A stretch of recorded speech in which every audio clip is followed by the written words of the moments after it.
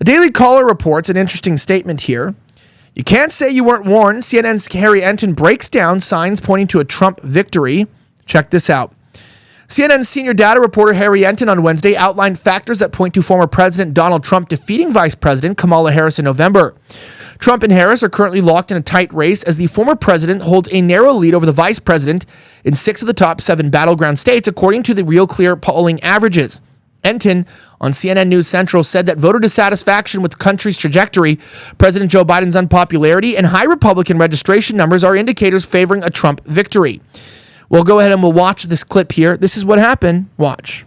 Look, just 28% of Americans, voters, think the country is going in the right direction, is on the right track. And I want you to put that into a historical perspective for you. Okay, what's the average percentage of the public that thinks that the country is on the right track when the incumbent party loses? It's 25%. That 25% looks an awful bit like that 28% up there. It doesn't look anything like this 42% doesn't look anything like this 28%. So the bottom line is very few Americans think the country is on the right track at this particular point. It tracks much more with when the incumbent party loses than with it wins. In fact, I went back through history. There isn't a single time in which 28% of the American public thinks the country is going on the right track in which the incumbent party actually won. They always lose when just 28% of the country believes that the country is on the right track. It is you are swimming upstream. If you're trying to win in this environment. Also, President Biden, on a micro level, a lot of the coverage today is over something President Biden said. On the macro level, what kind of a weight is he on the Harris campaign? Yeah, so, Joe Biden isn't on the ballot, but he's certainly in the minds of Americans, right? So I went back and I looked, okay, was the successor of the same party when the president's net approval rating was negative at this point, which Joe Biden's most definitely is? He's 15 points underwater. Now, we don't know if Kamala Harris is going to succeed Joe Biden, but we know back in 2008, George W. Bush, his approval rating was down in the 20s. Did a Republican succeed George W. Bush? No. How about in 1968? Lyndon Baines Johnson, his net approval rating was negative. Did a Democrat succeed Lyndon Baines Johnson? No. How about in 52? Harry S. Truman, his approval rating was in the 20s, if not the upper teens. Did a Democrat succeed Harry S. Truman in 52? My memory, no. No, as Kate Baldwin says. Diana. Diana. Semper Sera. Well close. Wrong time of the year. Well played.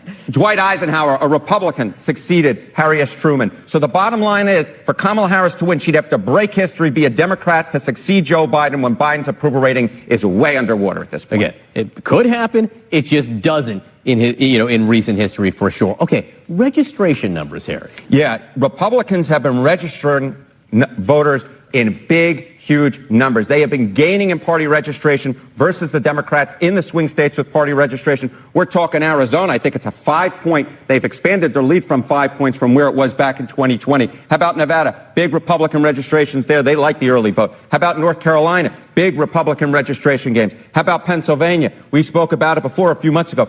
Big Republican Party registration gains versus from where they were 4 years ago. So Republicans are putting more Republicans in the electorate. The Democratic number versus the Republican number has shrunk. And so the bottom line is, if Republicans win come next week, Donald Trump comes next week, the signs all along will have been obvious. We would look at the right direction being very low, Joe Biden's approval rating being very low, and Republicans really registering numbers. You can't say you weren't warned. Again, this is the data which... Wow. You cannot say that you weren't warned. That being said, it is interesting. Biden obviously hasn't dropped out of the race yet. Really, he's still in power. You don't know about that? I mean, he's not technically running, but he'll probably be behind the scenes for a long time. And unfortunately, he might be jamming through a hidden tax trap at the last second, right before he goes. And experts are saying that he might raid our retirement funds, supercharge our income taxes, increase our utility and gas prices, and even inflate the costs on the things that we can barely afford already. Now, some or all of this will obviously affect us in one way or another. So if you're like me and you don't want to wait and see, you might as well kiss your retirement savings goodbye unless you act right now and get prepared. You better hurry and reach out to Goldco today to learn how precious metals could help you protect yourself and your family. They're offering you a free 2024 gold and silver kit, plus up to a 10% instant match in bonus silver on qualified accounts, which is like free money into your pocket when you already do the best choice you can by investing in real gold and silver. All you have to do is go to vnngold.com.